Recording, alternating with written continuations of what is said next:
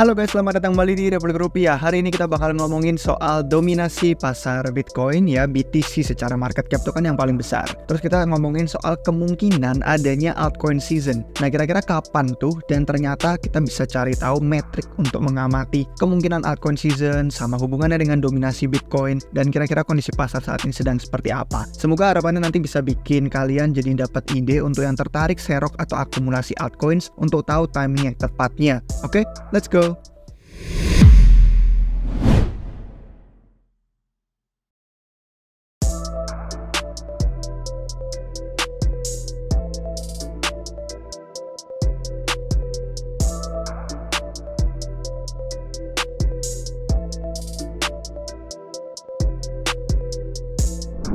Baik guys, untuk yang pertama kita bakal lihat dulu dari kondisinya pasar Bitcoin ya. Kita ngelihat keadaan on-chain sekarang kayak gimana, dan nanti baru kita beralih dari sana disambungin soal rotasi modal dan gimana hubungan market cap dia sebagai yang terbesar itu bisa memengaruhi market cap koin-koin atau token-token yang lebih kecil yang sering kita sebut altcoins. Nah, biasanya kan ada yang namanya alt season, dimana Bitcoin itu relatif bertahan market capnya, dia nggak naik terlalu tinggi kemana-mana, tapi altcoins yang ada di bawahnya itu kemudian bisa mengalami lonjakan harga yang luar biasa positif. Nanti kita bakal lihat kemungkinan itu. Oke, sekarang yang pertama kita lihat dulu dari minggu ke-40 untuk tahun 2023 ini si Glassnode mengeluarkan laporan luar biasa menarik karena dia ngasih indikator yang baru pertama kali mereka bikin juga untuk altcoin season. Nah, sebelum itu kita bakal lihat dari realized cap dulu. Untuk yang belum tahu, metrik on-chain realized cap itu sebenarnya ngomongin soal market cap versi on-chain-nya. Nah, cuman kalau market cap itu kan jumlah koin total ada berapa dikaliin sama harganya sekarang. Jadi kayak sekarang Bitcoin ada 19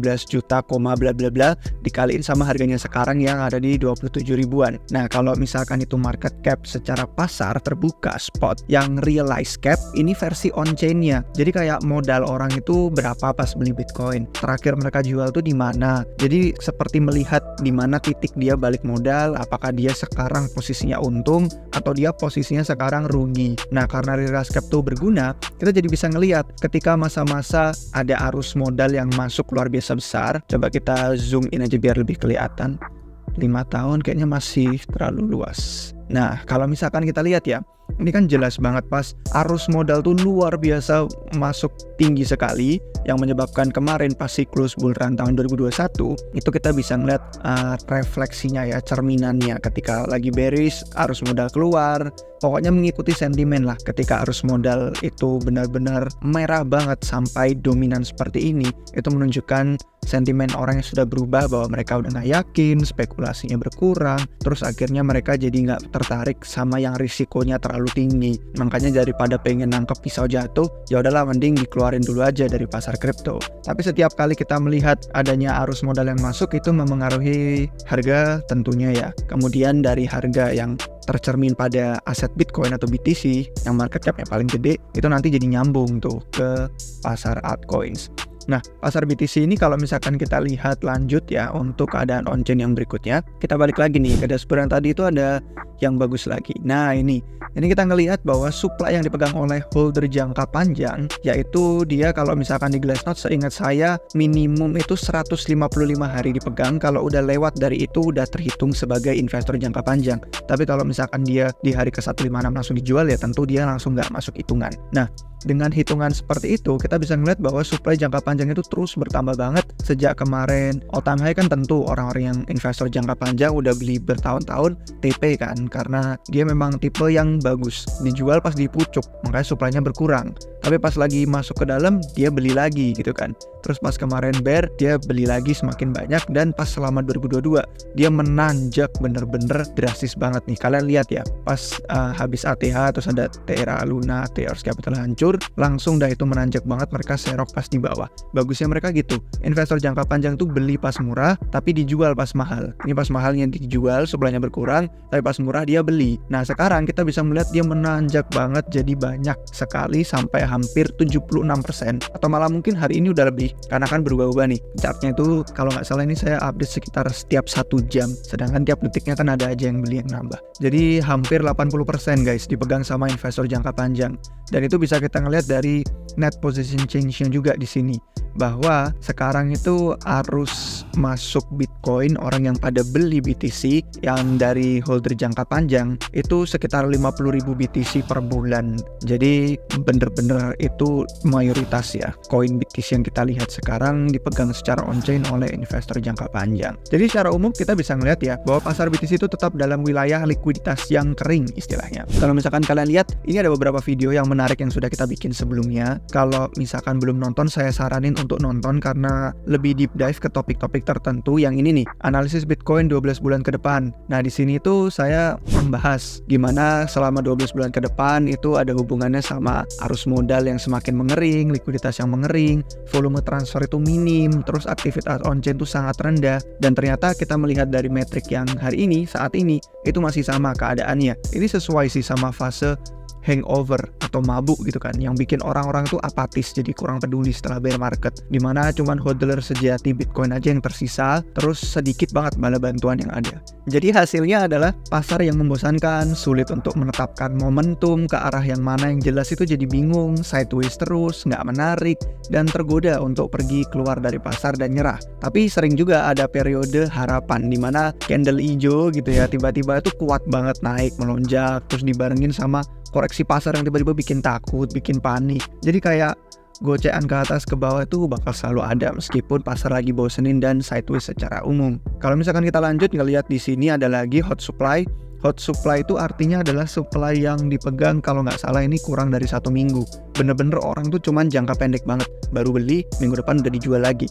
Itu ya orang-orang yang aktif berdagang seperti itu minim banget nih, kecil banget di sini. Paling utamanya ya kalau pas lagi bull run kan, dia beli langsung minggu depan jual, naik, terus beli lagi, naik lagi, jual lagi. Kayak hot itu bener-bener dalam hitungan seminggu aja. Ya masalahnya kayak hot, kalau kalian mau analogiin dengan mudah ya, kalau ada barang panas kan kita langsung pasti ngelemparin lagi kan. Kita dapat yang panas, kita lemparin ke samping, orang yang samping dapat panas, kita lemparin lagi, kayak game hot potato gitu. Itu dari sisi supply.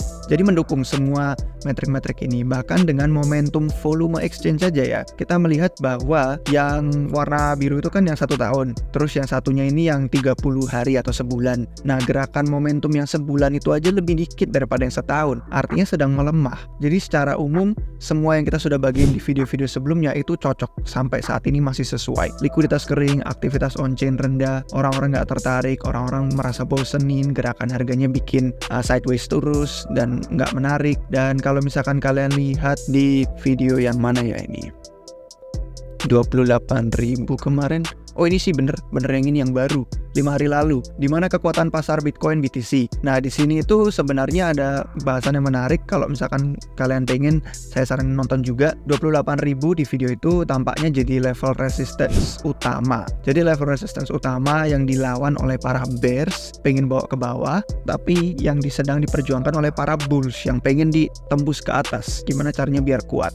Jadi kalau kita bisa ke atasnya $28.000, itu jadi tanda kekuatan yang berarti. Nah selama keadaan pasar kayak gini, kita harus tuh bisa fleksibel. Kita tahu dan ngatur strategi pribadi masing-masing kan beda-beda. Ada yang memang nyari trading Bitcoin tiap hari. Ada yang kayak saya cuman pengen invest tahun ini, saya pengen TP-nya 2 tahun lagi. Jadi atur strategi aja sesuai untuk mengatasi bias pribadi biar kita nggak kaget kegocek sama keadaan pasar yang seperti saat ini. Kalau menurut saya pribadi sih, level paling penting itu tetap masih sama di level 30 ribuan dolar. Nah kalau misalkan kalian lihat yang lebih lama sebelum yang video likuiditas kering itu di 2 bulan lalu nih. 2 bulan lalu kita bahas 30.000 itu jadi level penting untuk Bitcoin. Di sini di video itu saya jelasin bahwa itu merupakan level pertengahan siklus. Jadi ini ada titiknya ya, titik-titik di mana level harga tertentu di setiap siklus pasar itu merupakan titik tengahnya. Jadi setengah dia gerakannya ada di bawah itu, setengah lagi dia ada gerakannya di atas itu.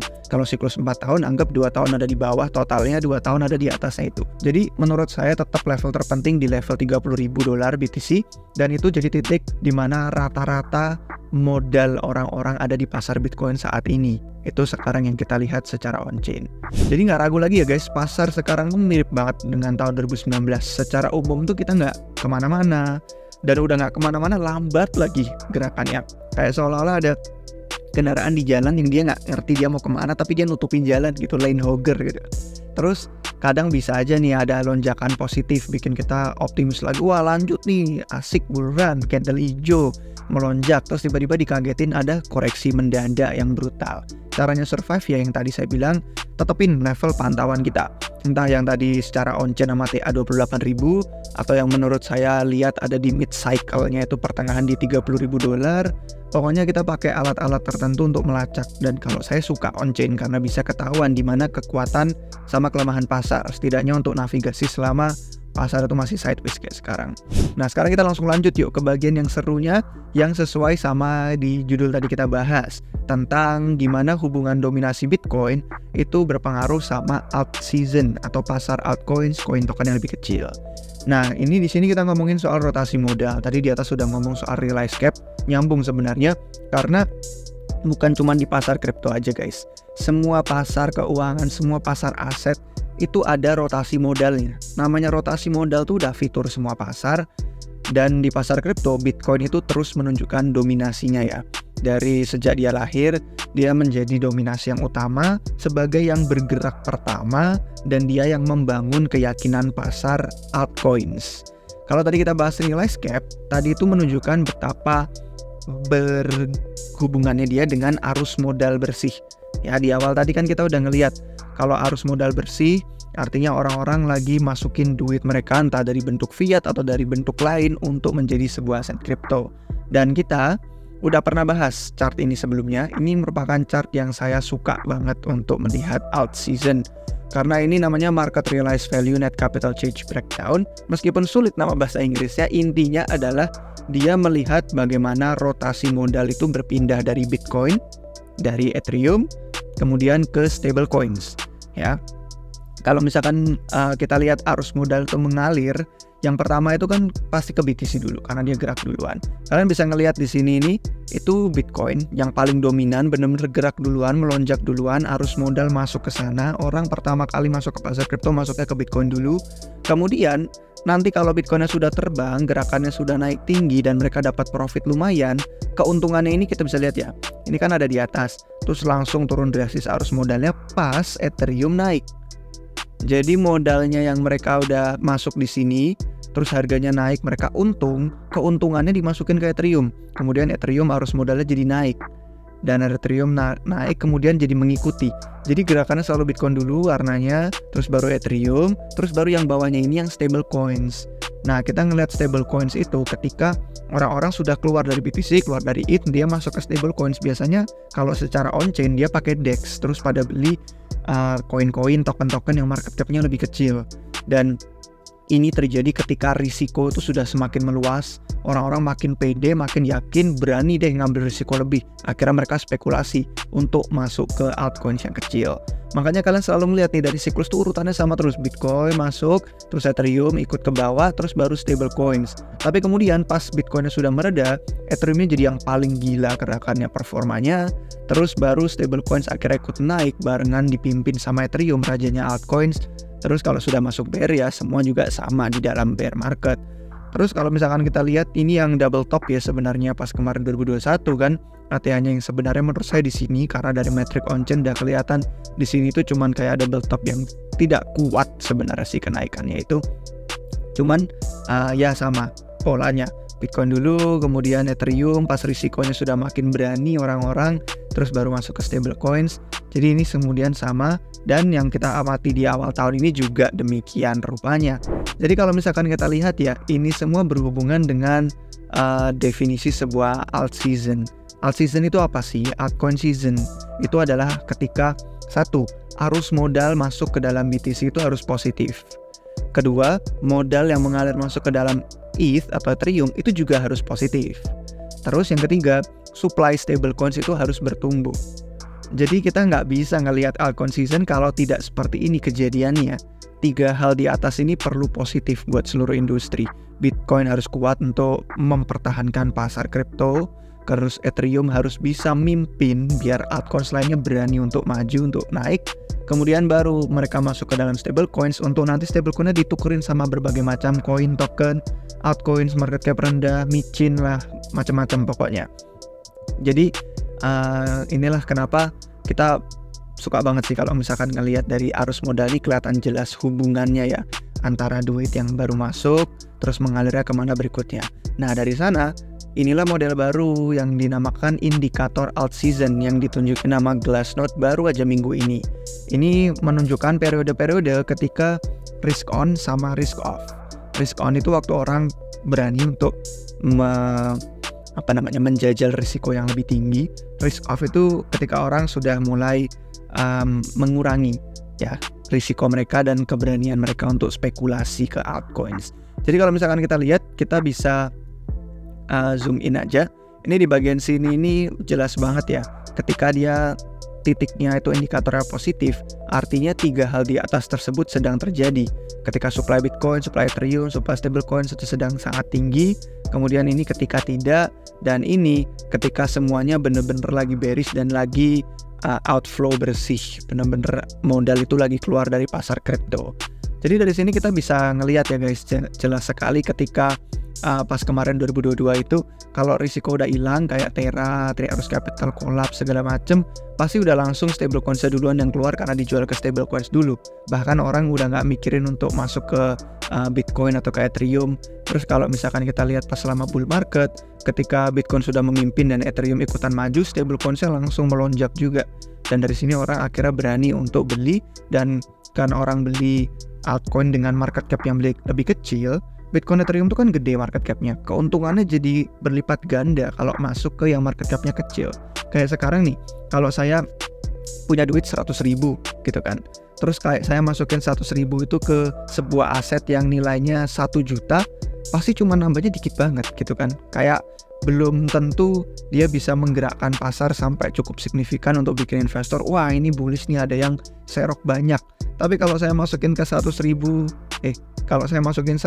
ke sebuah aset yang nilainya 100.000 juga, artinya kan naik 2 kali lipat. Berarti dia sudah masuk ke 100% tuh kenaikan harganya.